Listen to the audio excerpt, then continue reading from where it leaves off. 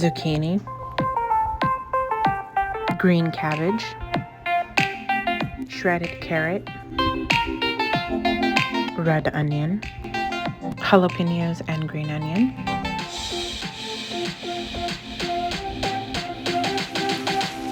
mix all vegetables and stir fry in desi ghee. Not to be salty, but if you haven't subscribed to the channel, what are you waiting for? Do it now.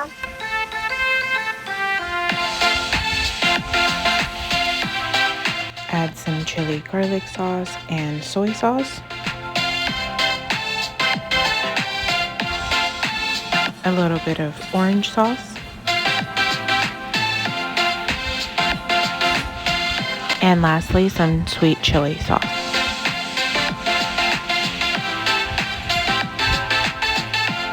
This time around, I opted to add Gardein chicken rather than tofu, both of which taste great.